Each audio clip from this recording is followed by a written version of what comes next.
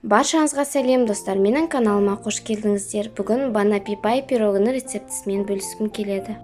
Дәл осы рецептпен жасауға кеңес беремін, өте керемет дәмді шығады. Видеоны соңына дейін көріп, менің каналыма тіркелуге ұмытпаңыздар. Ең алдымен қамырын жасаймыз. Қамырына бізге ұн, сары май, жұмыртқаның сарысы және де қант ұнтағы керек. Ыдысымызға ұнды және де қант ұнтағын қосып араластырып аламыз. Содан кейін ұнымызға үкіштен өткізілген сары майымызды қосамыз.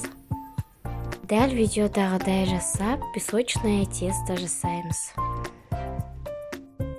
Жұмыртқаның сарысын қосамыз, содан кейін қамыр илейміз. Бізде өте керемет қолға жабыспайтын қамыр шығады. Дайын болған қамырымызды целлофанға салып, жарты сағатқа тоңазытқышқа салып қоямыз. Жарты сағат өткен соң тоңазытқыштан қамырымызды алып, 24 немесе 26 диаметрлік формаға орналастырып аламыз. Қамырды орналастырып болған соң, дәл видеодағыдай шанышқымен тесіп шығамыз. Дайын болған қамырды қызып тұрған пеште 170 градуста 20 минуттай пісіріп аламыз. Салмасын дайындаймыз. Салмасына бізге 1 банка вареная сгущенка және де 2 штук банан керек. Тестамыздың бетіне вареная сгущенканы тегіс біркелкі қылдырып жағып шығамыз. Содан кейін үстіне бананды қойып шығамыз. Кремін дайындаймыз. Бізге креміне творожный сыр, сливки және де қант ұнтағы керек. Ең алдымен творожный сырға қант ұнтағын қосып, біркелкі болғанша араластырып аламыз.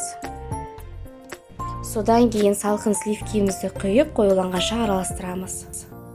Дайын болған кремді кондитерлік қалташаға саламыз. Мен банапипайдың насадкасын қолданамын.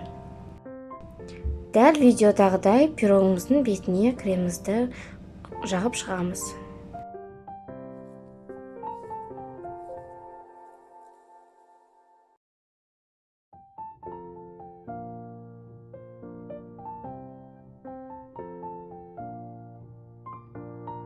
Дайын болған пирогтың бетіне какао ұнтағын сеуіп шығамыз.